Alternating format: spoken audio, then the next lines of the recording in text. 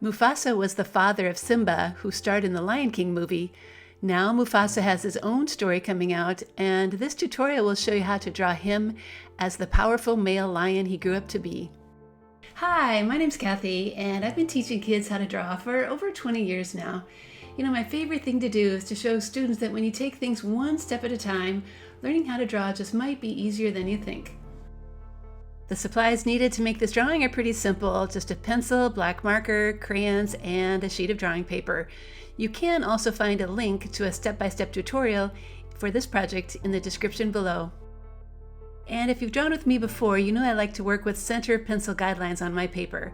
You can also just fold your paper in half in both directions to make some creased lines to follow. Let's start by drawing Mufasa's face. His chin has a kind of rectangular shape like this, and then sides are added that show his wavy mane.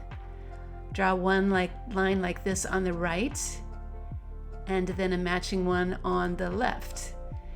Do take a moment here to make sure your shape is tall enough and wide enough. The tendency for new artists is to draw on the small side, so it's a good time to check yours before we go any further. Now his mouth and nose are added above that chin shape. Draw two matching shapes of the top of his mouth, like this. And when those are in place, then add the lines that kind of narrow at the top for his nose.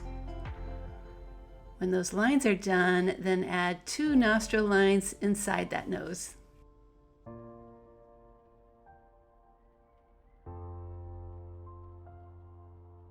We can draw his eyes kind of the usual way with the outer shape and then the circle inside. One on the right and one on the left. When the eyes are done, then add Mufasa's kind of fierce eyebrows above each one of them.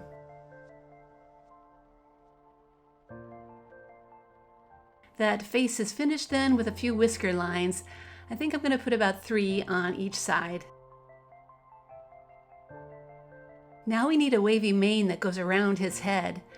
Draw one side that kind of follows the shape of his face and comes down to a point under his chin, and then do the same on the other side. A couple of little zigzags here and there will also make it look more like soft hair. Once the mane is done, it's time to add some ears. One on the right and one on the left, and then add a fold line inside each one of them. We can begin his body now with a big rounded shape like this that does get a little more narrow towards his rear end. Do try to draw lightly because some of this line is going to be erased in a moment. Now for the legs, we can begin with the back one first. It does angle back a bit and then goes down, and also gets a paw added at the bottom, which need a few toe lines inside it too. The front leg goes straight down and narrows a bit, and also needs a paw at the bottom. Notice that paw is higher than the back one to show him standing at an angle. When that leg is done, be sure to erase the lines inside it and the back one too. Drawing the other front leg curved like this will make Mufasa look like he's walking. It bends towards himself and has some paw lines inside. The last leg is on the other side and doesn't show too much, so a simple outline like this will do. Now a tail is added in the back, which is curled up and has a bushy end to it.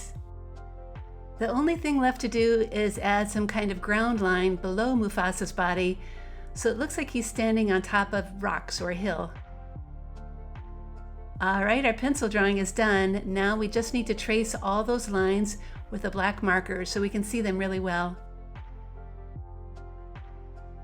If you do have pencil lines on your paper like I do, now is the time to erase them.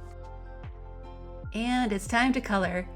I found a crayon called Burnt Sienna that I'm going to use for his main body, but feel free to use any combination of yellow and orange too. I'm sure whatever you have will work great. That mane just needs to be a little bit darker version, whatever color you've chosen for his body.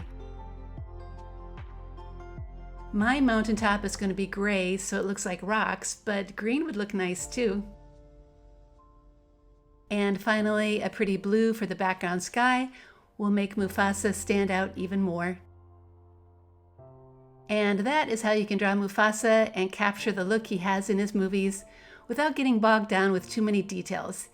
He's been simplified a bit here, but still looks like that fierce character that his fans know and love.